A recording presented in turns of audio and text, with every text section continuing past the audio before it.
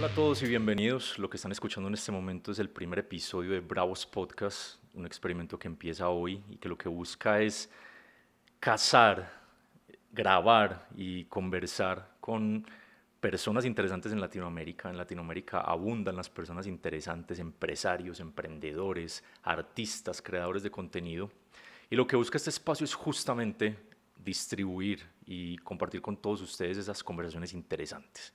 Entonces vamos a ver cómo nos va con este experimento. El primer episodio es con Camilo Salazar. Camilo Salazar es cofundador de Cinnabooks, una empresa que utiliza Machine Learning e inteligencia artificial para ayudarle a las marcas y a las empresas a evaluar sus contenidos, a entender qué están sintiendo y cómo se comportan los consumidores y las audiencias cuando interactúan con publicidad o con comunicación de las empresas y le dan a las empresas esos datos, esa información para optimizar todas sus estrategias de comunicación con consumidores.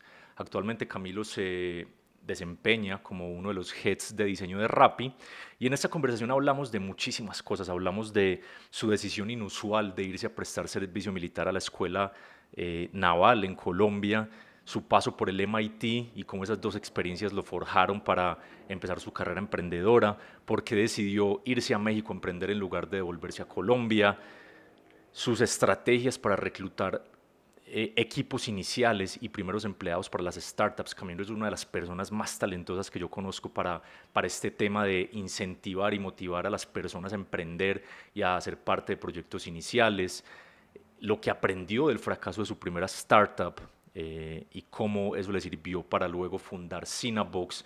Hablamos de por qué son los emprendedores y no los políticos en Latinoamérica los que le están cambiando la cara al continente y hablamos de muchísimas cosas más. Así que espero que lo disfruten y bueno, síganme en @JuanesBravoA en Twitter, cuéntenme qué opinaron de este episodio, a quienes quisieran ver en el futuro y espero que lo disfruten. Camilo Salazar, gracias por aceptar este experimento y ser el conejillo de Indias del primer capítulo. ¿Cómo vas? ¿Qué más, Juan? No, pues un gusto y pues muchas gracias por más bien querer comenzar este experimento conmigo. Sí, sí, sí, como te conté, la idea de Bravos Podcast es buscar esas personas en Latinoamérica, creadores, empresarios, artistas, hacer esa lista de personas que yo creo que más personas deberían conocer y es ese juego de palabras con bravos, esas personas bravas que se arriesgaron a hacer algún proyecto o algún emprendimiento o que su vida gira alrededor de eso. Entonces, bueno, obviamente vos estabas en esa lista. Y Muchas bueno, la gracias. primera pregunta es, si estuvieras en una fiesta o estuvieras en una reunión social y te preguntaran quién sos, qué haces en un minuto, ¿cómo responderías eso? Para darnos un poquito de contexto. Así rápidamente y sin sonar muy loco, pero pues al final es la palabra que me gusta utilizar, me gusta presentarme como inventor. A veces las personas se ríen, creo que porque de pronto es ese concepto un poco medieval, un poco renacentista de estos inventores y demás, pero pues de cierta manera me gusta presentarme así y específicamente inventor de qué, porque pues al final es en qué, productos digitales, básicamente. Desde entender una oportunidad o un problema y desarrollar un valor que principalmente sea un producto digital, siendo una plataforma web, una aplicación móvil, etcétera, etcétera. Pero me llama mucho la atención esa palabra. ¿Cuál es la diferencia entre un inventor, un innovador y un emprendedor? ¿O es lo mismo? ¿O por qué específicamente inventor y no emprendedor? O sea, ¿cuál es la diferencia? O sea, creo que tengo un poco esa noción, pero a tu modo de ver, ¿cuál es la diferencia entre esos tres conceptos, por ejemplo? Sí, bueno, el emprendedor al final creo que es alguien que es capaz de, independientemente de lo que sea, lograr crear un modelo de negocio rentable. El innovador creo que es capaz de, independientemente de que no esté creando algo, sí darle el giro a un producto o a un modelo o a un proceso para crear otra forma, ¿no? Y que lo que esperamos es que esa forma sea, y es cuando decimos innovación, al final lo que es realmente es una forma diferente y mejor, ¿no? Y mejor en lo que tenga que ser, más rápido, más eficiente, más efectivo, etcétera, etcétera. Y creo que el inventor es esa persona que crea. Y ojo, el emprendedor y el innovador pueden ser inventores, creo que no son excluyentes entre ellos, que se pueden sumar, pero creo que el inventor es esa persona que crea, es esa persona que que es capaz de ver esa oportunidad o que es capaz de encontrar una solución para un problema, ¿no? Va. Creo que es un súper buen contexto. Entonces, vamos a contextualizar esta conversación en ese tema de invención. Yo creo que un buen punto para empezar es, tengo entendido que tu papá y tu abuelo fueron una gran influencia en esos primeros inicios tuyos, en crear, en ser independiente, en decir, hey, no, yo no quiero trabajar en una empresa, no quiero tener un jefe tradicional que me corte mis alas y mi inspiración y mis ideas. Creo que ellos fueron pues según tengo entendido, fueron una gran influencia. Entonces, eh, ponernos en ese contexto inicial, en tus años de colegio, tus años de infancia, ¿por qué tu abuelo y tu papá fueron una influencia en ese tema?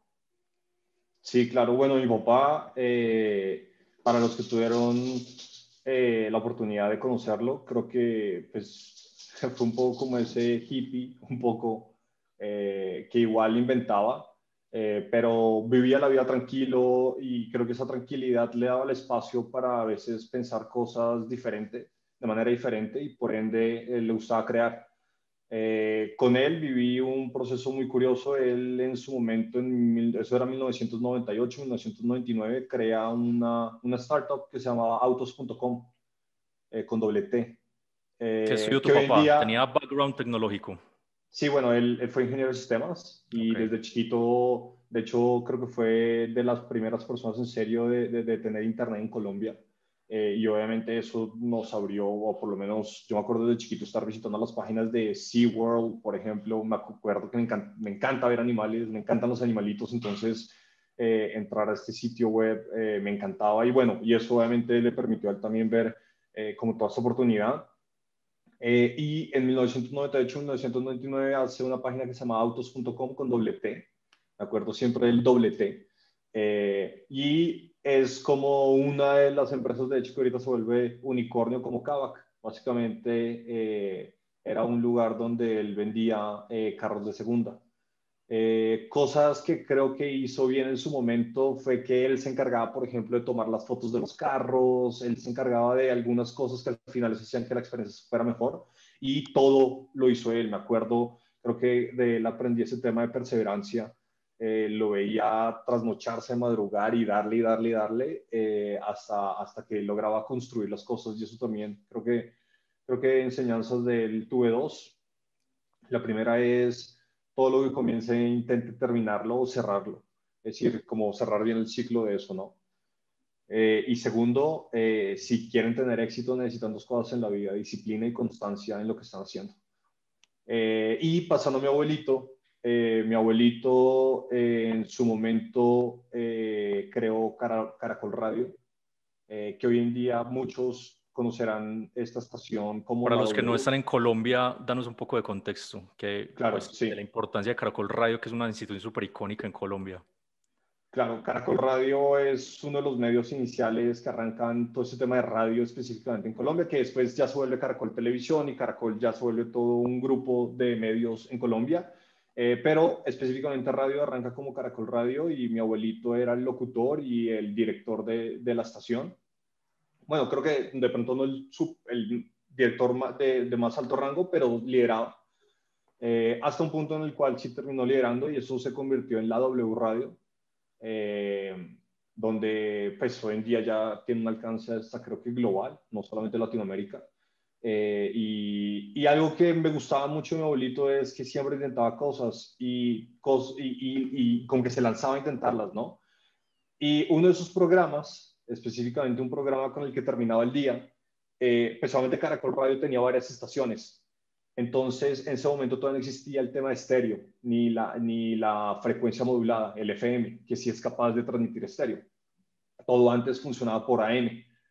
Entonces, lo que hacía era sintonizaba la misma estación por dos estaciones diferentes y le decía a la gente, oigan, si quieren tener una mejor experiencia de audio, cómprense dos radios, sintonice este y póngalo a su derecha en tal, sintonice este y póngalo a su izquierda en tal, y lo que permitía era generar una experiencia en estéreo utilizando dos estaciones que él tenía antes de que llegara FM a Colombia. O sea, digamos que Eh, esa pasión que vos sentís que vamos a hablar más adelante por todo ese tema de experiencia de usuario, por lo que veo, tu abuelito fue pionero en el tema de radio. Él no solamente se preocupaba por crear un producto, sino que iba más allá y le decía a los consumidores cómo aprovechar esa experiencia al máximo. Claro. Y me recuerdo mucho de este experimento que él hizo, que después, pues, obviamente fue bastante interesante el cómo al final se empezaba a vivir este estéreo y entender que el audio podía envolver como al usuario en esa experiencia, que al final el audio es todo, ¿no? Entonces, cómo hacer que ese audio se vuelva más poderoso. Y así intentó en mil cosas y pues obviamente ver que al final se arriesgó y que lo lograba, pues creo que eso al final también me enseñó creo que al final es perder un poco ese miedo a fallar, ese miedo a que lo juzguen porque no logró lo que, lo que queríamos, ¿no? Eso es algo que vamos a hablar más adelante, pero bueno, ese contexto fue súper importante. Hay otra historia que a mí me encanta, no estoy seguro si fue en la universidad o en el colegio, y es, creo que uno de tus primeros emprendimientos que me llama mucho la atención. No estoy seguro si era una agencia de marketing o era de diseño digital, y es la historia que montaste con Daniel Muñoz, que es un gran amigo de los dos, y no estoy seguro con quién más. Creo que se llamaba Esos Tipos. No estoy seguro, pero quiero que me cuentes de esa historia, y no sé si estoy en lo correcto, que fue en el colegio o fue más adelante, pero contanos un poco esa historia y de por qué llegaron a ese nombre y todo ese proceso de creación de esa agencia. Sí, estos tipos fue una empresa que al final, y siendo realistas, nunca fue constituida como empresa, pero pues sí la presentábamos como tal. Que eso es otra cosa que toca empezar a entender cuando uno emprende, y es que a veces uno cree que tiene que tener constituida la empresa y como toda esa estructura e infraestructura para poder comenzar a operar, que es mentira. Pero entonces, bueno, acá comenzamos siendo una agencia que todavía no teníamos nombre al comienzo.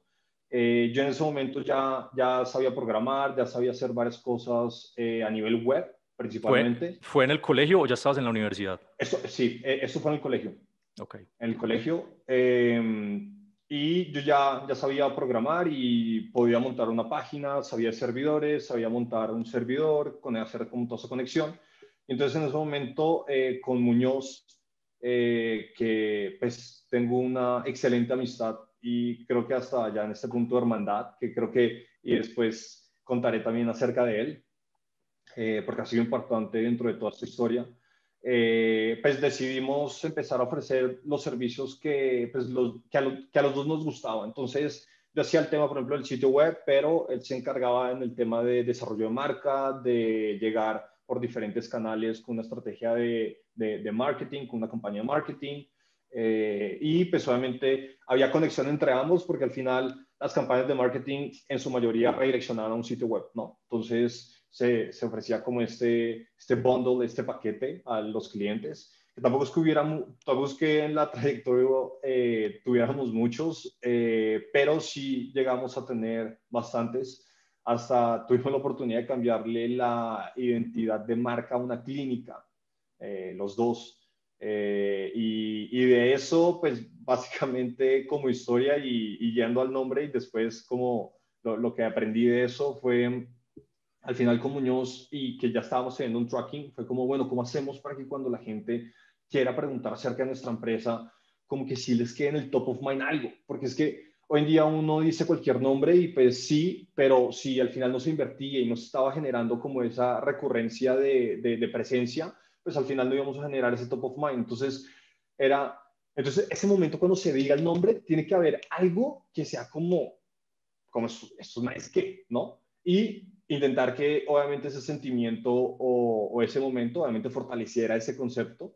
Creo que sí, porque veo que no está muy lejos el nombre de lo Nunca que se me olvidó tenía esa historia. presente. Es una gran historia por eso la quise mencionar, porque desde que me la contaste hace un par de años me impresionó mucho ese razonamiento de cómo llegar a ese nombre tan curioso. Entonces, dale, seguí Sí, contando porque es muy entonces interesante. ahí al final es pensar como ese journey en el cual otra persona le está preguntando a alguien que ya fue nuestro cliente, como esa agencia, cómo se llama o quiénes son ellos.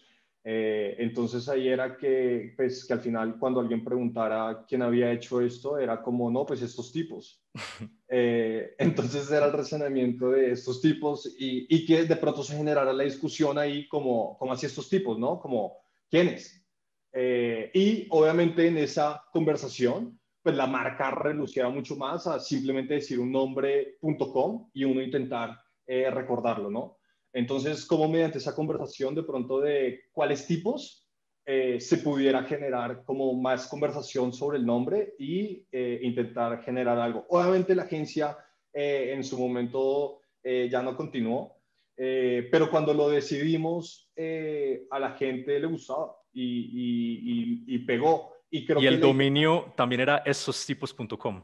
estostipos.com, sí, Ok, de hecho todo tomó forma porque el dominio estaba libre, está disponible. estaba Perfecto. disponible. Cam, de ahí hay algo muy curioso y es, de alguna manera es una interrupción o puede que no.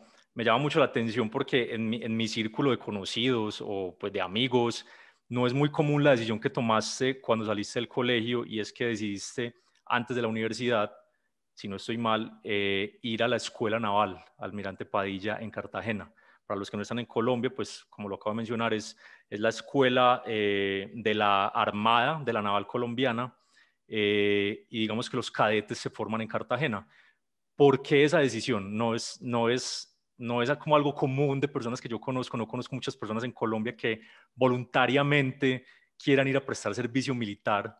Entonces, contanos un poco ese razonamiento, ¿por qué te dio esa locura o ese impulso, pues, o cuál fue el proceso mental detrás de decidir no ir directamente a la universidad y seguir persiguiendo ese camino de ingeniería de sistemas, de desarrollo de software? ¿Por qué decidiste irte a la escuela naval? Contanos un poquito de eso y de al final de las experiencias o los aprendizajes y lo más duro que te tocó vivir allá.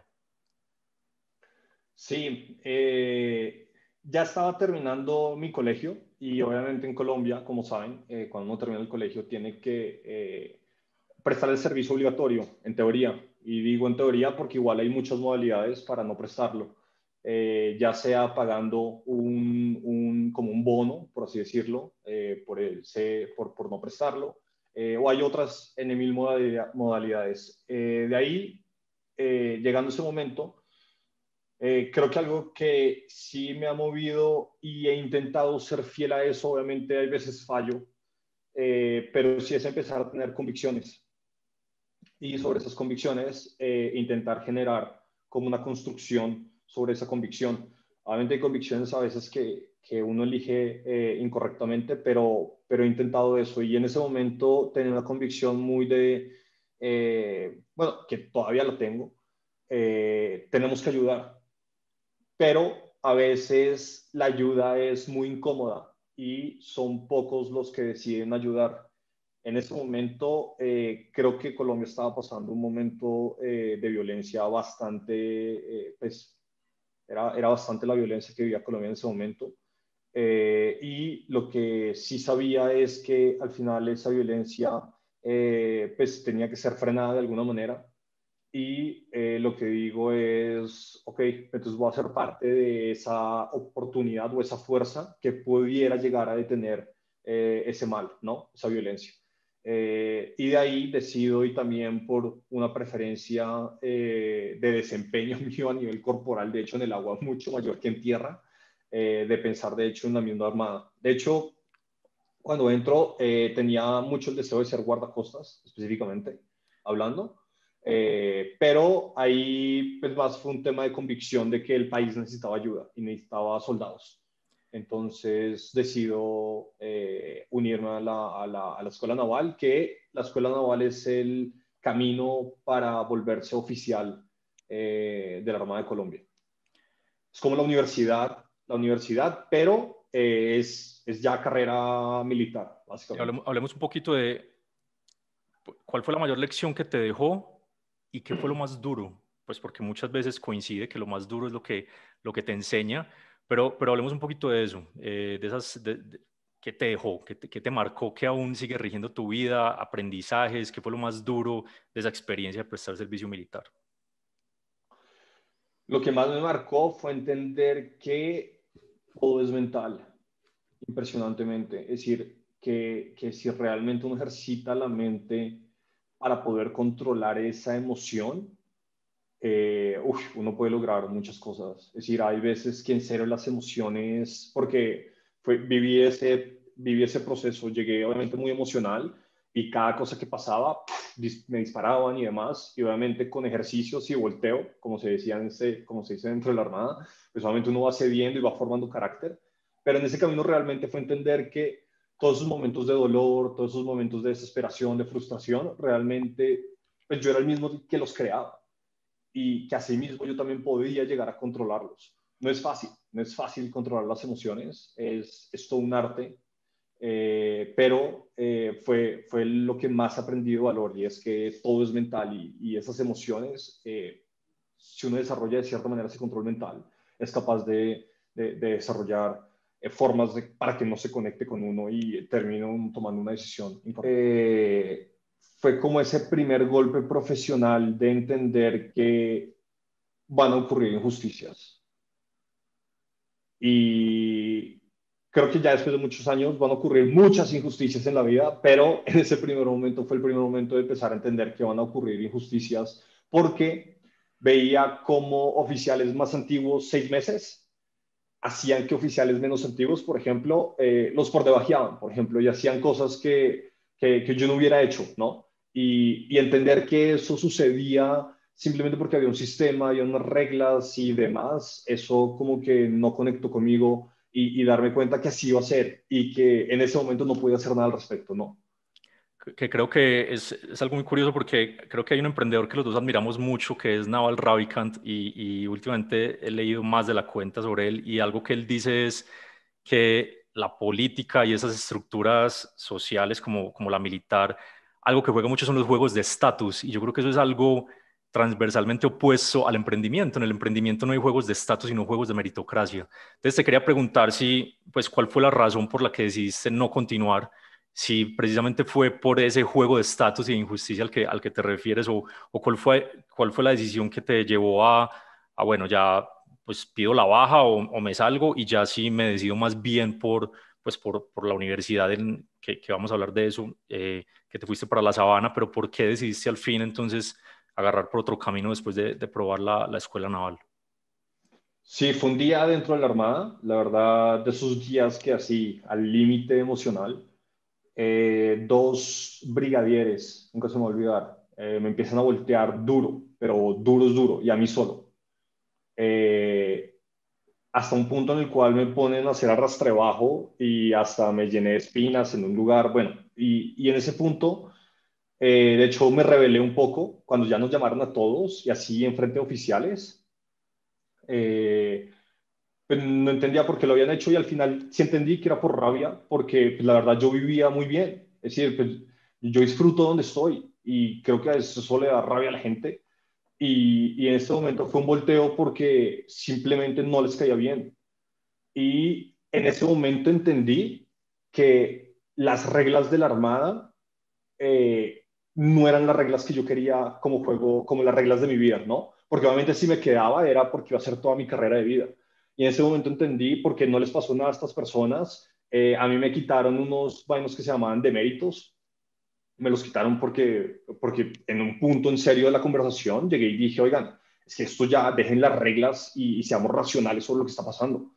Y sobre eso, obviamente, pues, que me había, ¿cómo se dice? Como revelado y bueno, mil cosas. Entonces, en ese punto dije, no puedo jugar con estas reglas porque no hay una lógica realmente. Esto es beneficios, esto es política, esto es Estatus.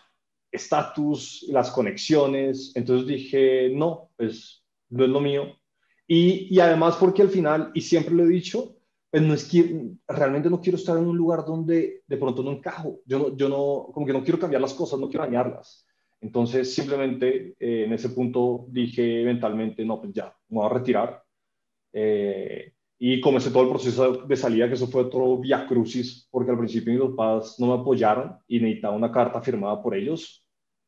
Eh, pero bueno, al final encontré la forma y me salí. Y de ahí, bueno, aprendí algo que sí aprendí que mi papá justamente me lo había dicho, era todo lo que comience, termínelo. Después de unos años dije, pues hubiera terminado, por lo menos los primeros 4 años, que es la carrera para volverse oficial. Y de ahí, después de los primeros 4 años, uno se vuelve teniente de corbeta.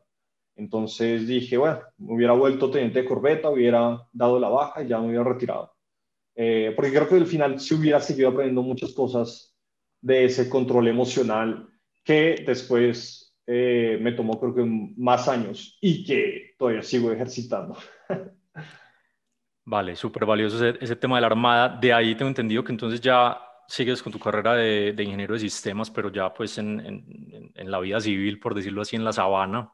Y creo que ahí hay un punto muy importante, ya como para empezar a guiar la conversación, es el tema de las empresas que has construido y ya de tu carrera como emprendedor. Y es que creo que de ahí sales a hacer una pasantía, una práctica al MIT. Contanos un poquito esa experiencia, en qué momento de la carrera fue, o si ya fue cuando te ibas a graduar, y qué pasa en el MIT, porque tengo entendido que ahí es donde sale el spin-off de tu primera startup. Entonces, contanos un poco como de esa experiencia de la sabana al MIT, cómo llegaste allá, a hacer qué, contanos un poquito de esa historia.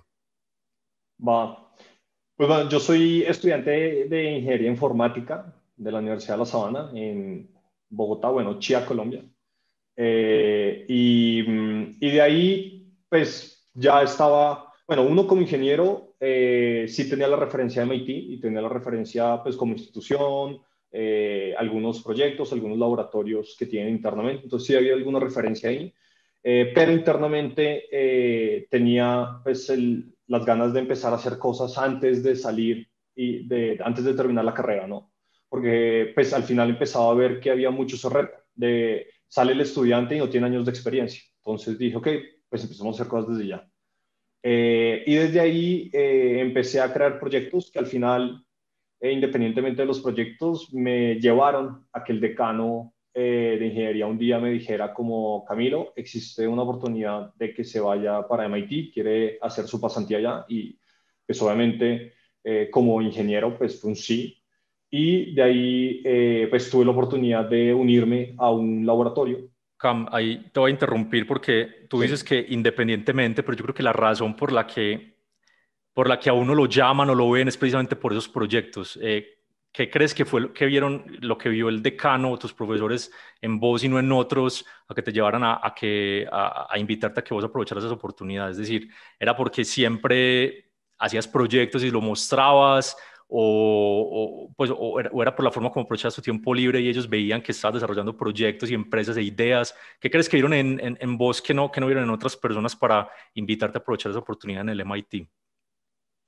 Sí, de hecho, un día el decano me lo dijo.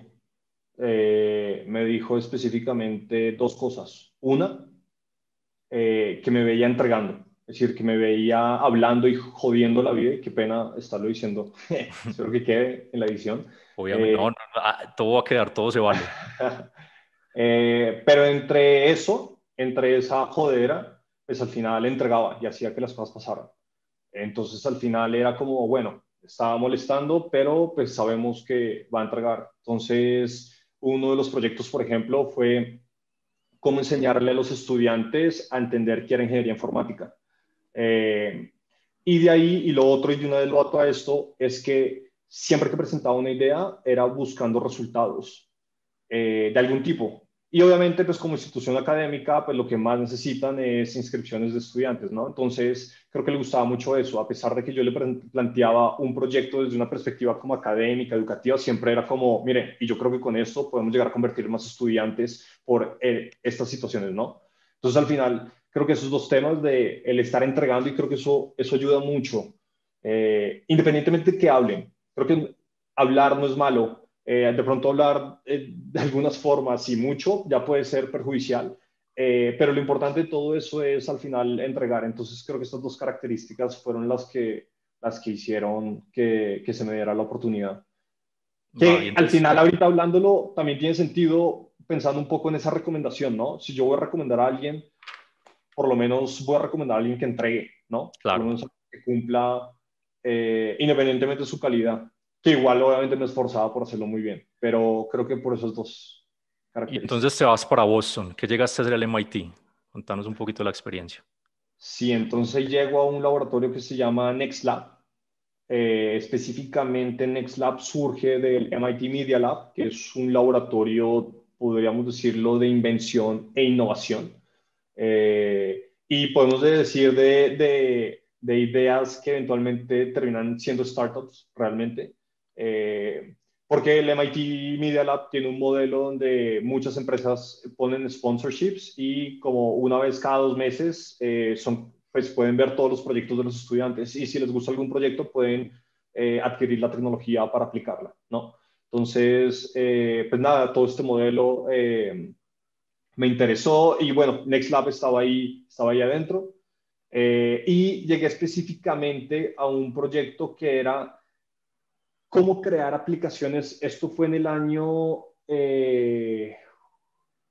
2014, 2013, ya no me acuerdo bien los años, pero en ese momento era cómo crear aplicaciones en Android sin digitar una sola línea de código. Eran como Entonces, los primeros pinitos del movimiento de no code. exactamente. Dentro, y de hecho NextLab pasa del MIT Media Lab, que era lo que iba a decir, a otro laboratorio que se llama el CTL, que es Center for Transportation and Logistics. Específicamente, estaban resolviendo temas de mobile logistics. Literal, todos los problemas que hoy en día con los que monetiza Uber, con los que monetiza Rappi, con los que monetizan todas estas empresas, se estaban en ese momento analizando y se conocía todo este tema como M-Logistics. Y la idea era cómo específicamente más allá de crear cualquier tipo de aplicación en Android, eran aplicaciones en logística, pero sin tener que digitar una sola línea de código. Esto en ese momento se llamó el MIT App Lab, perdón, y lo estuvimos presentando, pero al final creo que el proyecto en ese momento no se le vio como el potencial. La verdad, y si lo digo, yo de pronto tampoco tomé un rol muy como de intentar empujarlo, nada, seguía muy como a la expectativa de ver qué era lo que pasaba.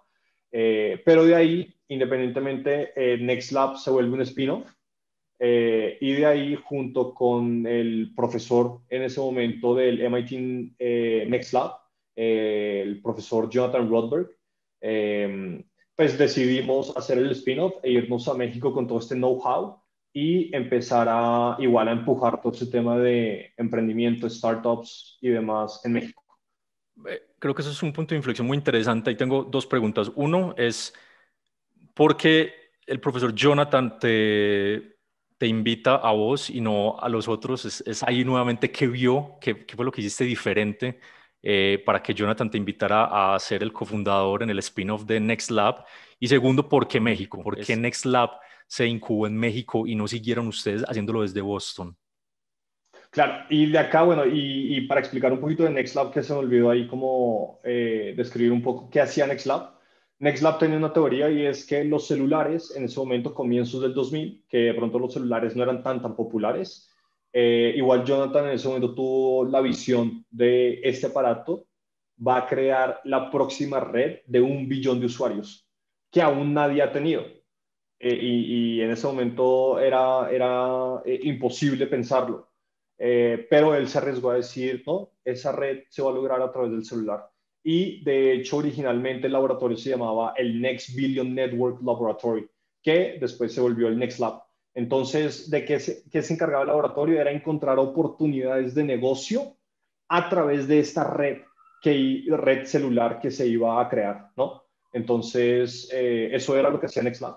Y de ahí se crearon N proyectos sobre tecnologías móviles, que hoy en día muchos realmente son empresas, si no billonarias, por lo menos pues, estando en los rangos de los 100 millones de dólares. Entonces, pues sí fue un lugar de mucha invención. De ahí, ¿por qué México?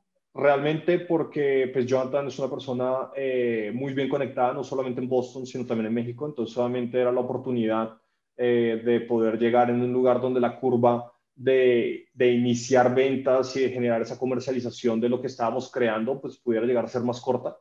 Eh, y pues obviamente pues él, pues acá era local, justamente por lo que hagaste decir, pues él es mexicano, entonces obviamente acá pues no solamente tenía buenos contactos, sino pues jugaba de local. Entonces, bajo esa oportunidad, bueno, y yo creo que también al final porque no había otro país en Latinoamérica que estuviera listo para arrancar esa ola de emprendimiento como lo tuvo México. De pronto Brasil y de pronto Chile estaban ahí en esa carrera, Sé que Chile ha estado con todo el tema de Startup Chile, Corfo y demás, pero al final las startups tienen que salir de Chile para escalar, ¿no? Entonces, así en ese momento y en ese boom, México creo que era el lugar de Latinoamérica que más estaba como calentándose, entonces creo que también fue por esa oportunidad. ¿Por qué? Porque al final el producto que traíamos era un producto en la industria, por decirlo de cierta manera, de emprendimiento, que era lo que hacíamos.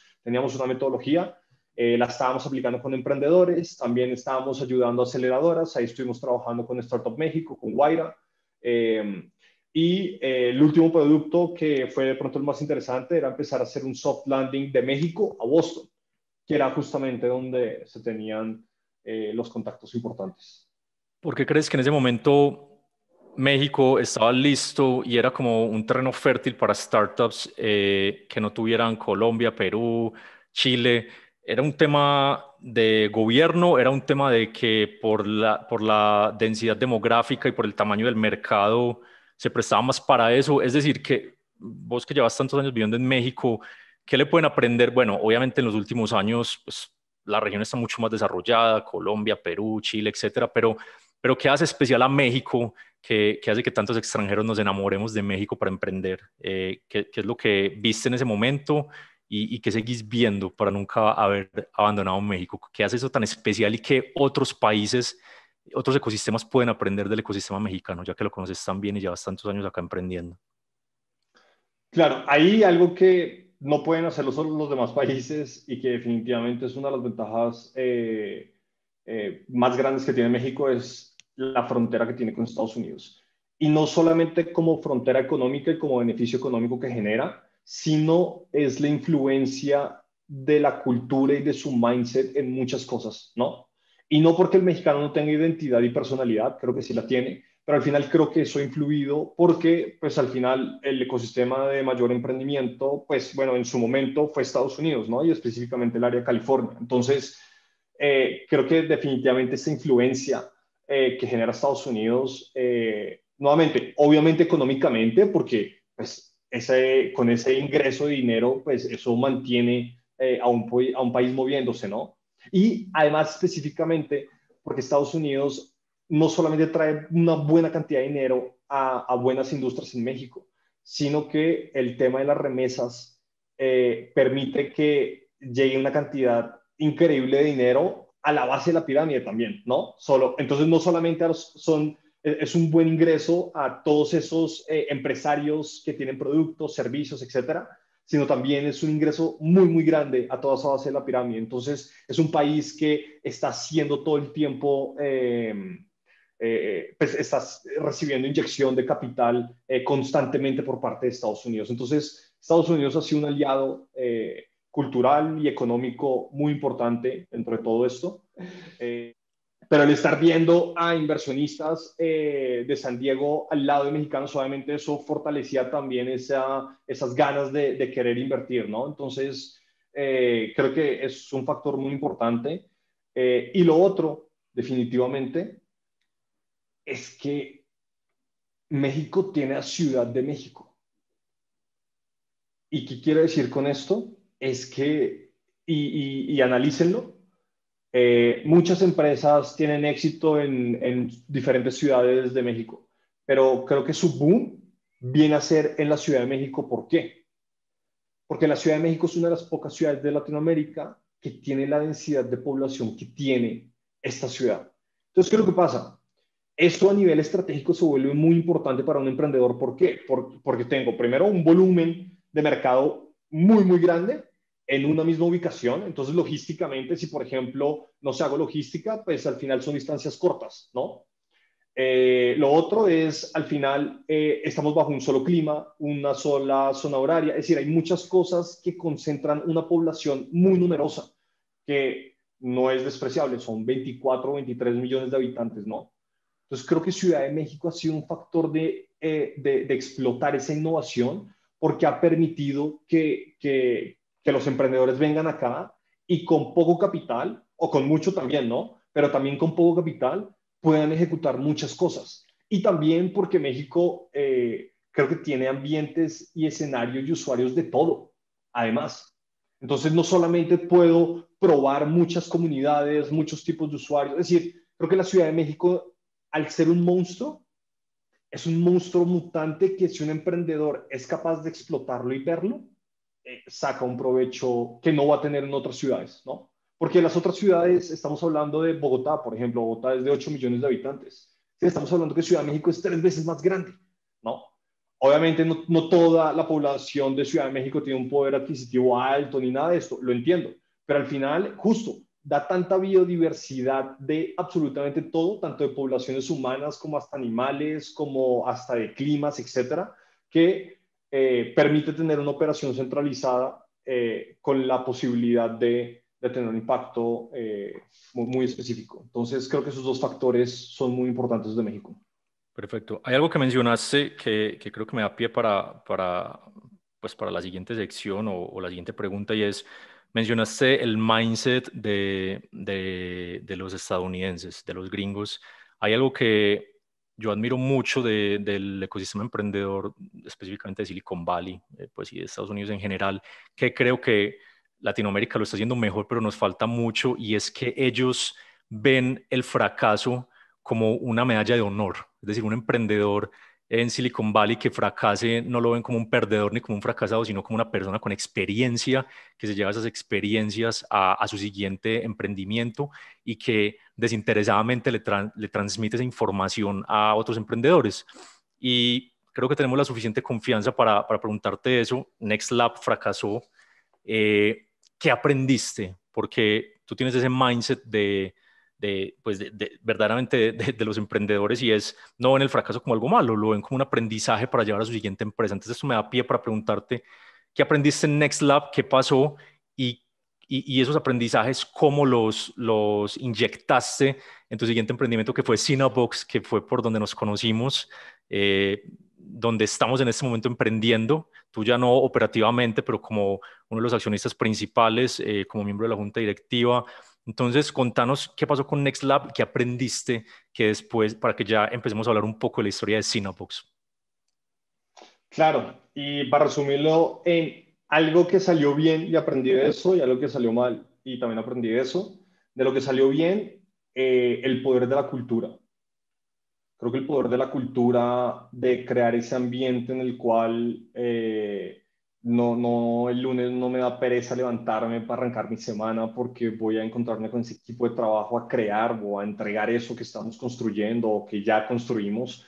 El tema de la cultura funcionó muy bien en NextLab, hasta un punto, por ejemplo, de que cuando llegaron, cambiábamos sillas, hacíamos carreras para construir sillas. Y decir la verdad, se O sea, construyó una las compraban en familia el IKEA, en el home en center, lo que sea, y ustedes en el mismos, office y ajá, construíamos las mesas también. Arrancamos, de hecho, en un apartamento que era de 2 pisos, entonces en el segundo piso vivíamos yo, una persona y 2 personas más. Y abajo armábamos la oficina y después eso fue creciendo y ya pues migramos a otro lado, pero al final como toda esa cultura de crear actividades, de tener rituales, de tener esa hermandad, de tener cosas más allá desde el trabajo también, que son importantes, y al final de vernos que cuando tocaba meter a fondo y en turbo, todo el mundo respondía, pero también obviamente la empresa respondía y agradecía todo eso, ¿no? Entonces el entender ese dar y recibir y al final, dentro de ese tema de cultura, para cerrar ahí, diría que es un tema de la gente lo es todo dentro de una empresa, creo.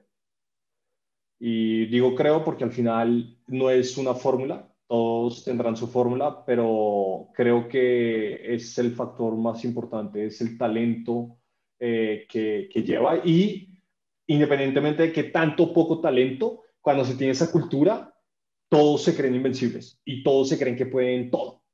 Entonces, el entender eso de la cultura. Y de cosas que no funcionaron y aprendí, como dije al comienzo, inventor, ¿no? Pero pues de pronto como inventor, uno como que está nublado o no ve toda esa parte de financiamiento y esa parte económico que sostiene y que hace que esa idea no sea una idea de un momento, y que dura 3 meses, no, sino es una idea que constantemente está en iteración de mejora, en esa continua mejora, etcétera, ¿no? Entonces, fue entender que crear un producto no era solamente su definición y su valor, sino súper importante entender esta viabilidad de negocio.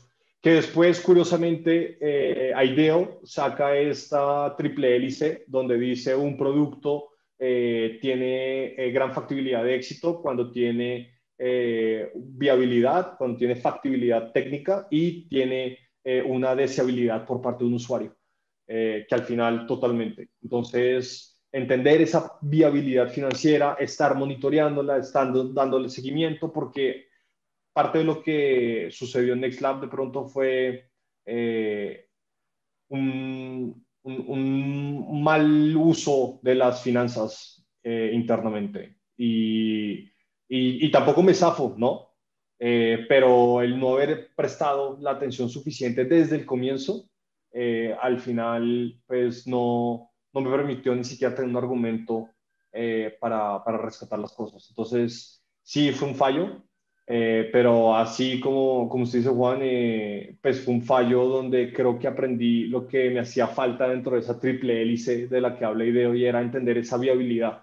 Porque sí, yo entendía esa deseabilidad, lo que era el usuario, entendía la factibilidad con la tecnología, pero me faltaba entender la importancia de esa viabilidad de negocio. Y bueno, y de ahí en adelante lo entendí. Hablemos un poco de lo que se vino después, de Cinnabox. Hay algo con lo que siempre asocio esos primeros meses, pues que cuando vos y tus cofundadores pues, fundaron Cinnabox, y siempre asocio esos primeros meses con la sopa Maruchan. Contame esa historia de los primeros meses y por qué tenemos en la cabeza, en el top of mind, siempre esos primeros meses con la sopa Maruchan. Contanos un poco de cómo fue, qué es Cinnabox, cómo empezó y esos meses duros de lo que te cuento de sopa Maruchan. Contanos esa historia. Sí, bueno, ahí fue una transición entre NextLab y Cinnabox. NextLab estaba haciendo un proyecto mediante el cual conozco a una de las fundadoras también de Cinnabox, y de ahí, pues básicamente lo que sucede es, ahí se empieza a generar una relación, una amistad, nos empezamos a alinear en muchas cosas, a todos como tal, porque, bueno, eh, dentro de esta relación, también, pues, en total fuimos tres. Estaba también Francisco Marín, que él también hizo parte como de ese proceso de creación de Cinapox. Entonces, Francisco trabajaba, pues éramos los dos parte de NextLab, y NextLab estaba haciendo un proyecto donde estaba esta tercera persona, Cristina, y ahí fue donde nos conocimos y donde se empieza a generar esta amistad y esta relación, y de ahí, ¿qué es lo que sucede? Y es que en algún punto de Cinebox, de estar intentando de buscar como ese producto para salir, Cristina ya estaba trabajando con Francisco específicamente, y en un punto yo estuve ahí apoyando en algunas cosas, desarrollando algunas interfaces, y creo que nuevamente al entregar y demás, pues simplemente Francisco y Cristina me dicen, oiga, no quiere entrarle, y pues arrancamos con toda. Y de ahí pues decidimos lanzarnos todos al ruedo, básicamente. De ahí pasé el cuento un poco corto de ese lanzamiento, de ese arranque. Básicamente lo que sucede es, se aplica Guaira. Pero danos Eh, un contexto. ¿Qué es claro, Cinnabox? Eh, va. Bueno, antes de eso, hay algo que me llama la atención de lo que estás mencionando y es, me estoy imaginando ese momento y yo creo que a pesar de que aprendiste, yo creo que debe ser muy duro como, hey, mi startup fracasó, NextLab fracasó. ¿Cuántos meses pasan hasta que conoces a Cristina y empiezan a trabajar en Cinnabox? ¿Y cómo llevas esos meses? O sea, yo nunca lo he vivido tan directamente, pero yo siento que eso es una especie de duelo. ¿Cómo vives ese duelo? ¿Qué hacías en esos meses, en esos días? Es decir, como para poner un poquito en contexto a la gente de cómo superar eso y decir como, hey, pues el mundo no se acaba, soy un inventor, soy un creador, voy a tener muchas más ideas, voy a poder ejecutar mucho más, pero yo me imagino que vivirlo en ese momento es duro, es como nos quebramos, se quebró NextLab. ¿Cómo viviste esos meses? ¿Cuánto tiempo pasa? ¿Y cómo hiciste para tener el mindset de salir adelante y seguir con la siguiente idea? Sí, hay algo importante fue que en un punto es entender cuando cuando ya no más. Es súper complicado. Es muy difícil como entrar en racionamiento y decir, no, pues ya, pues, sí, ya no se puede. Porque al final siempre, y de hecho es una frase que conocí por un emprendedor de Guaira, Rafael, que fue mentor en su punto de Sinapox, que decía, alguien es llamado terco hasta que la logra y de ahí en adelante es llamado perseverante, ¿no? Entonces es cuando es ese punto donde digo, fui terco, ¿no? Porque es difícil, porque al final es eso, al final es como empujé tanto esta idea, pero pues no se logró, ¿no? Pero acá también es un poco también no sé si mindset de pronto de también verlo como algo negativo, ¿no? Eh, y creo que en ese punto algo que me ayudó a entender el ya no más era ver que ya no, es decir, que la gente que pertenecía en ese momento a NextLab ya no estaba contenta. En ese momento, para mí todo perdió sentido porque era como, pues, por lo menos luchándola, pero la gente feliz, ¿no? Pero si la gente ya no está feliz, todo pierde mucho sentido. Entonces, creo que el estar en esa constante comunicación con el equipo me permitió entender que no estaban ya contentos. Y entonces, ¿qué fue lo que empecé a hacer ahí? Ahí no fue como, no, pues ya que se acabe esto, chao, no, fue, ahora necesito empezar a conseguir trabajo a mi equipo. Y eso fue lo que empecé a hacer. Entonces, a medida que se iban yendo naturalmente, yo lo que hacía era un par de días antes empezar una búsqueda de trabajo con la persona. Y afortunadamente todos, es decir, O sea, en este todos. momento ya sabías que NextLab no era viable financieramente por los errores que cometieron, ya decidieron que lo iban a cerrar y ahí lo que hiciste fue comprometerte con tu equipo, hey, no los vamos a abandonar, vamos a tratar de encontrarle trabajo a todos. Sí, pero eso fue más como un tema mío personal. Exacto. ¿Y cómo balanceas eso con tu propio, pues, o sea, eso, digamos que eso fue un poco lo que te impulsó a estar bien, porque a lo que voy es, ¿cómo hiciste? Pues, ¿cómo hiciste para estar bien tú personalmente? No sé si eso te ayudó un poco. No, yo creo que el momento en el cual yo sentí como ese fresco es cuando yo le digo a Jonathan, porque igual él estaba en Boston, fue una llamada por Skype, le digo a Jonathan, Jonathan, yo no voy más. En ese momento solo quedaban dos personas en la empresa. Yo sabía que, es decir, esas personas no iban a quedar solas, igual iba a seguir en ese proceso como buscar, pero ya estas estaban cerrando proyectos y más o menos había como unos 3, 4 meses de vida. Entonces sabía que iban a estar bien y que igual iba a apoyar en esa búsqueda, ¿no? Pero en ese momento en el que yo le digo a Jonathan no más, uf, sentí como sentí una calma porque al final, bueno, uno, creo que esa calma es porque uno suelta un poco esa responsabilidad. Uno dice, ya no es mi responsabilidad, ya hice lo que tuve que haber hecho para haber sacado esto y eso también es muy importante, como sí intentar hasta el final, ¿no? Pero sí intentar entender cuál es mi punto de satisfacción y de pronto verlo así y así es como de pronto toca cambiar el juego. Es cuál es mi punto de satisfacción de decir, fuck, como este es el punto ya en el que me sentí bien y creo que la vi.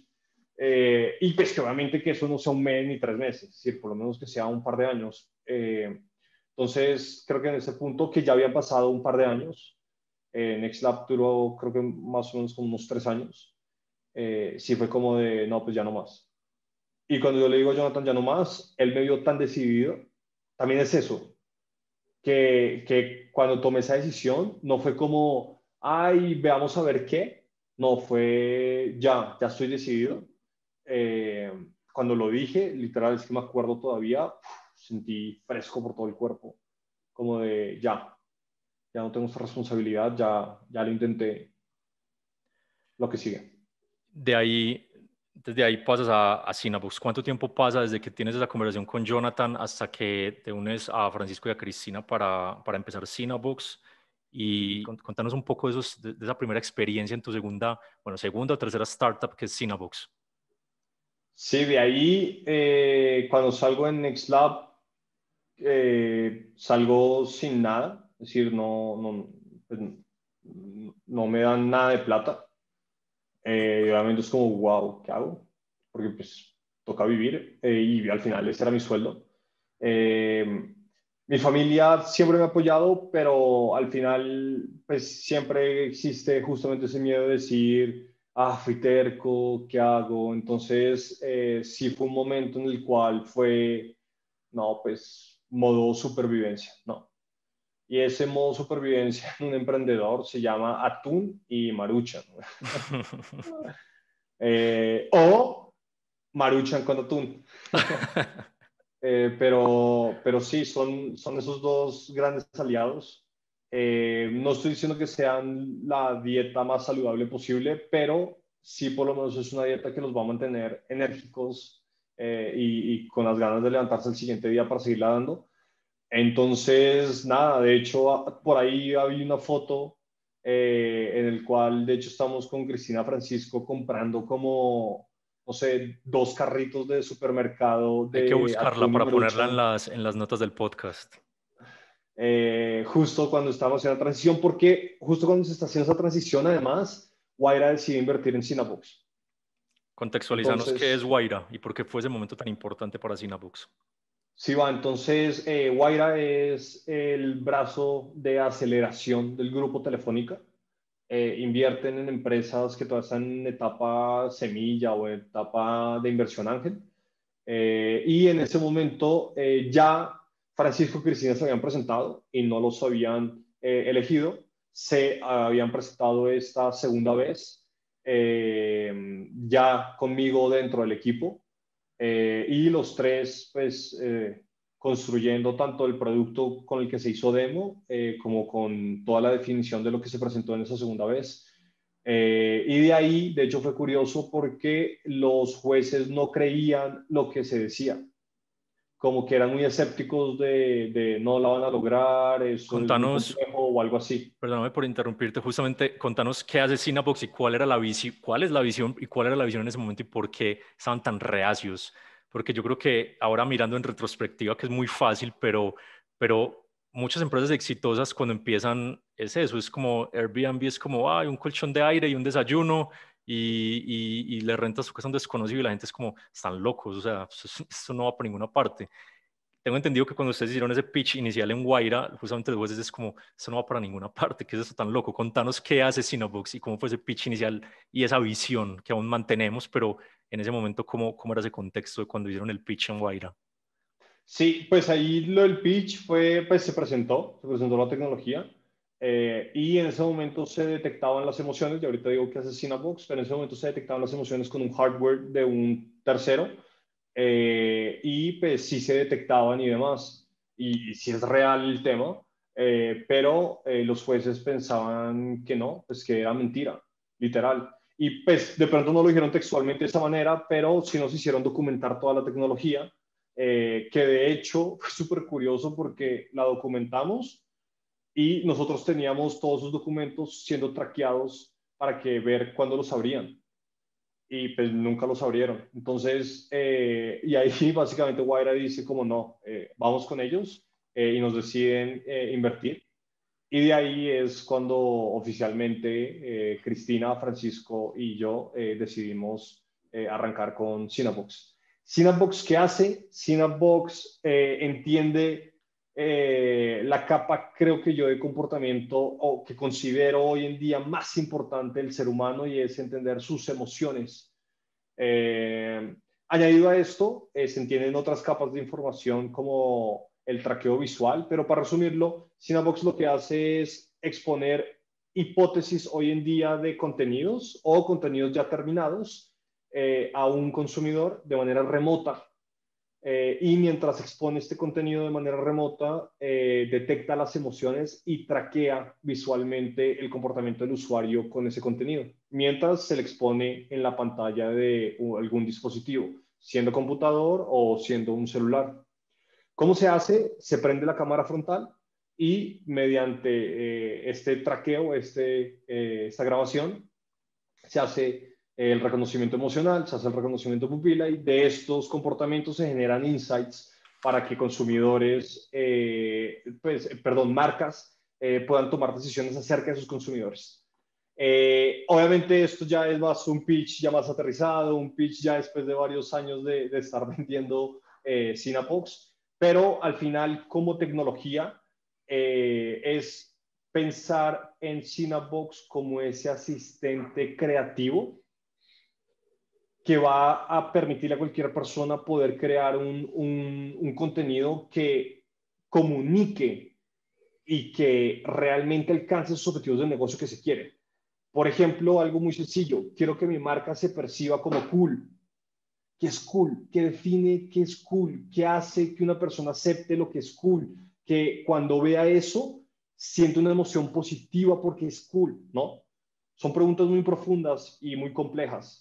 Y Cinebox es ese algoritmo que las va a descifrar. Eh, y obviamente entender este potencial a nivel de educación, que es súper importante. Y es cómo y con qué elementos tengo que comunicar un conocimiento para que sea aprendido de la mejor manera por una persona. Y para darles un ejemplo, y en serio hablo de esta industria de educación, porque al final, porque un gamer que tiene 8 años, alguien que juega videojuegos que tiene 8 años, es capaz de aprenderse todos los controles de un teclado, de aprenderse todas las reglas que hay dentro de un juego, y es porque esa diversión le permite aprender mucho más. Pero obviamente entender todos sus comportamientos, entender todos sus patrones de aprendizajes, por ejemplo, pues se vuelven muy complejos. Y Cinebox está construyendo ese algoritmo que lo va a lograr. Hoy en día, testeando contenidos y entregando insights de eso, pero al final esa inteligencia en lo que se va a poder aplicar es en mil cosas y desde una perspectiva muy importante y es entendiendo eso que nos hace tomar acción, que nos hace tomar decisión, que es que las emociones. Cam, yo te tengo una propuesta. Tenemos N mil cosas de qué hablar, pero para que esto sea más interesante y no se haga eterno, lo que yo te voy a proponer es que vamos a hacer más episodios en el futuro, porque entonces esta no va a ser la primera vez que te voy a tener en el podcast. Entonces lo que yo te propongo es, vamos a cerrar con 3, 4 preguntas y en un segundo episodio vamos a hablar de Cinebox, vamos a hablar de, ahora estás en Rappi como uno de los heads de diseño, vamos a hablar de mil cosas de diseño. Pero entonces te propongo eso, vamos a cerrar con 3, 4 preguntas y Va. después en un segundo episodio lo profundizamos. Hay algo que es la razón por la que estamos acá en este podcast, es la razón por la que yo estoy en México emprendiendo, es la razón por la que me animé a crear, que hace tantos años lo decía, que quería escribir, que quería hacer podcast y nunca lo hacía. Una de las razones sos vos y justamente con este tema que mencionabas de las convicciones, hay algo en lo que sos magistral, que creo que es una de tus principales virtudes y que siempre lo resumís, y es, sos muy bueno sembrando semillas en las personas. Conozco 5, 6, 7 casos eh, directamente de personas que han tenido interacción con vos y después de esas interacciones se animan a emprender, se animan a crear empresas. O sea, una persona que estaba en su trabajo conoce a Camilo Salazar y a los 3 meses renuncia a su trabajo y monta su empresa. O sea, y lo conozco de primera mano, 5, 6, 7 personas. Yo soy una de esas personas que me animé a emprender hace 5 años después de que Camilo pues de que me invitaste a ser parte del equipo fundador de Cinebox. Mi pregunta es, ¿de dónde nace esa convicción de ayudar y de sembrar semillas en las personas? ¿Y cómo haces para hacerle ver a las personas ese potencial? ¿De dónde nace esa habilidad y por qué? Porque yo siento que es como que cuando vos conoces a una persona y sentís que esa persona está frustrada o estás viendo que esa persona no está aprovechando su potencial, como que algo dentro de vos dice, hey, tengo que ayudarle a esa persona a sacar ese potencial. ¿Cómo lo Mira, que haces? eso fue algo que me enseñó mi papá, es entender que las cosas toman tiempo, o por lo menos las que valen la pena van a tomar tiempo. Entonces, el concepto un poco de esa semilla es entender que es el primer paso. Es el primer paso de muchos más, pero ese primer paso toca darlo. De ahí algo, y a nivel convicción, es creo en un mundo de bien. Creo que sí es posible. Y esto es realmente lo que a mí me mueve. Creo que hay un mundo en el cual puede haber confianza. Creo en un mundo en el cual usted pueda estar rodeado de la gente que quiera estar rodeada.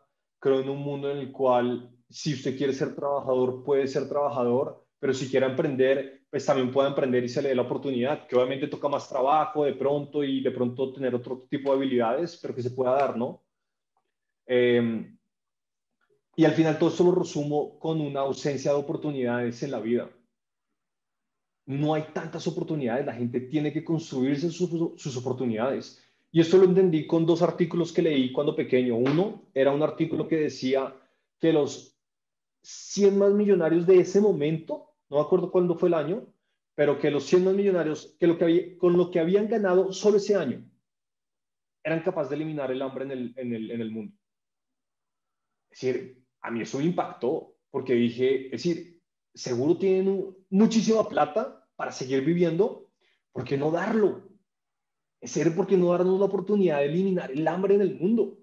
Súper ambicioso, sí, pero ¿por qué no darnos? Y más cuando somos conscientes de que está el capital, es decir, tenemos los recursos, pero no nos empujamos a hacerlo. Pero obviamente, pues, ¿quién quiere dar su plata para quitar el hambre en el mundo? Los 100 más ricos del mundo lo pueden hacer. Y de ahí un primer pensamiento, y fue, o me vuelvo igual de millonario que los 100 más ricos del mundo, entonces lo hacemos, o, y ahí fue como comencé todo esto, o voy a crear a los próximos 100 más ricos del mundo, pero que tengan ese sentimiento de hacerlo, y que tengan ese sentimiento de que sí se puede, ¿no? Y el segundo artículo que me movió mucho fue un artículo que sale en Portafolio, es un periódico en Colombia, que hablaba de una situación específica, que hablaba había unas niñas en un pueblo que se llama Mariquita, y pues que estaban poniéndose en las carreteras y pues todo este tema de prostitución, ¿no? Dentro del artículo sale un político diciendo quién las manda a hacer eso, es decir, nadie las está obligando, ¿no? Y yo cuando leo esto digo, wow, es decir, no solamente los 100 más ricos no lo quieren hacer, entonces, ¿de dónde sacamos los recursos? Sino que el que humanamente o profesionalmente es el responsable de sí generarlo, Al que lo eligieron para eso. el que lo eligieron para eso está diciendo, no, ¿quién la manda? Entonces dije, es decir, va a ser muy difícil para que estas personas tengan su oportunidad, ¿no? Eh, porque sí creo que cuando la gente tiene su oportunidad, hay algunas personas que no lo van a tomar, otras que no lo van a saber aprovechar, pero creo que otras sí. Y pues es encontrar. Y encontrar qué, y ese objetivo final es encontrar esos 100 que así nos van a permitir cambiar esa historia de una vez por todas. Eh, y bajo ese concepto, que como pueden ver me conecto bastante con él, pues vamos a inspirarlos y vamos a hacer que, si bien no darle la oportunidad, por lo menos que la encuentren ellos, ¿no? Y es un poco lo que usted dice. Al final, creo que pues algunas de esas personas las he podido apoyar. Eh, Creo que, pues no a todas, pero creo que al final es cómo se les muestra ese camino de que esa oportunidad no tiene que llegar. Porque creo que es un tema que a veces sucede mucho en los humanos, es cuando me llega esa oportunidad, cuando yo voy a ser elegido y yo voy a, sí, me va a caer la luz y yo voy a ser el protagonista porque sé que puedo, ¿no? Pero es entender que en este mundo y bajo las reglas en las que estamos, toca buscarse en la mayoría de esas oportunidades y esos momentos y esas ideas, ¿no? Y es un poco esas semillitas lo que buscan al final, buscar Súper. esos 100 que vayan a cambiar la historia. Queda mucha tela por cortar para un segundo episodio. Ya la última sección es lo que voy a denominar, vamos a ver si funciona, si a la gente le gusta, la sección de las preguntas clichés. Tengo 4 preguntas clichés por hacerte, pues clichés, pero son Listo. interesantes. Si tuvieras la oportunidad de invitar a un café o a conversar a alguien, el que sea, una persona viva o muerta, cualquier persona durante 60 minutos, ¿con quién te gustaría conversar? ¿A quién invitarías? Uf. Me gustaría con algún líder histórico importante que haya sido así titánico, tipo Genghis Khan o Attila el Uno, algo así, y preguntarles cuál fue su secreto para que tanta gente lo siguiera. Uf. Y me gustaría como en esos tiempos, porque no había tecnología, no había nada, pero lograban que millones de personas los siguieran a un punto que se iban contra imperios completos, ¿no? Eh, entonces, sí, no tengo realmente alguno en específico, pero sí me gustaría, si uno titánico, alguien que haya arrasado una región completa y preguntarle cómo hizo para que toda esta gente lo siguiera. Creo que es algo que me gustaría. Bueno, y esa sería la pregunta principal, si pudiera hacer una, pero obviamente hay una conversación de cómo mover comunidades, cómo hacer al final que esas ideas muevan gente. Súper. Si hubiera un incendio y solo pudieras salvar a Benji, que está ahí atrás, a Benjamín, tu perro, y un libro, ¿qué libro rescatarías? Si solo te Uf, pudieras llevar un libro de tu casa y en de un hecho un incendio. libro que hace muy poquito me recomendó y por ende sentí también que me lo regaló, entonces me lo pedí por Amazon y se lo pedí a esa persona también. Cristian Huertas me recomendó este, que de hecho lo tengo acá. Súper recomendado. Para la gente que no está viendo, sino oyendo, Trillion Dollar Coach, el Eric coach Schmidt, de Eric Schmidt, el ex CEO de Google. sí.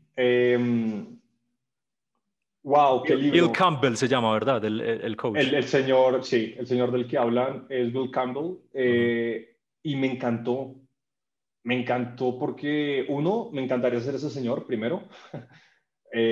Dos, por lo que hacía. Es decir, bueno, de hecho cuando arranqué leyéndolo, lo que más le pareció curioso a la persona que escribió el libro, pues bueno, a los que lo escribieron, es que el día en el que muere esta persona, todos los multimillonarios estaban ahí.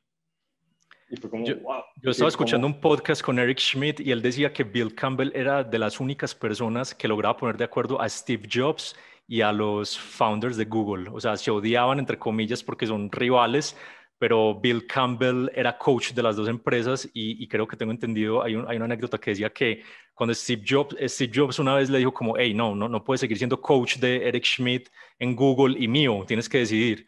Y Bill Campbell era de las únicas personas que pues que Steve Jobs decía, no, yo no puedo perder a Bill Campbell o sea, era ese coach, ese gurú de todos esos super titanes de Silicon Valley. Entonces, de hecho, también está en mi lista de lectura. Juan, súper recomendado y creo que al final, y para resumir, fue una persona que conectó. Y es de las cosas que más me llevo de esto. Es una persona que veía oportunidades y conectaba. Y wow, súper recomendado este libro. Última pregunta. ¿Cuál es tu personaje favorito en Mario Kart? ¿Con cuál juegas siempre en Mario Kart? Con Luigi, sí. Y de hecho Luigi porque no es Mario, que es el que tiene toda la atención. Entonces por eso Luigi, como que Luigi es importante, pero no es el que tiene toda la atención. Me gusta. Vale, Cam, pues creo que quedaron muchos temas, pero eso me pone muy feliz porque vamos a hacer definitivamente un segundo episodio. Entonces, ya para cerrar, agradecerte. Si la gente quiere saber más de vos en tus redes sociales, en Twitter, contanos un poco dónde pueden conocer más de Camilo Salazar. Y bueno, muchísimas gracias por haberte prestado para este primer experimento. No, con todo el gusto. Muchas gracias. Además, porque la idea está genial. Creo que definitivamente el empezar a justamente como a comunicar esto, y lo digo en el sentido de comunicar para que otros se abran esas oportunidades, Esa es la idea. está genial. Entonces, nada, pues un gusto. Muchísimas gracias, Juan. Y ya por último, Cam, si la gente te quiere seguir en Twitter o conocer un poco más en redes sociales, ¿dónde te puede seguir? Sí, creo que la única red social donde ando activo y sí, como comparto un poco esos pensamientos y en lo que ando es Twitter, y es @Salazar París, mis dos Perfecto, Cam. apellidos. Pues muchísimas gracias. Esta es la primera de muchas conversaciones. Muchísimas gracias, Cam. Estamos hablando. Vale, Juan, excelente noche a todos. Muchas gracias. Bye bye.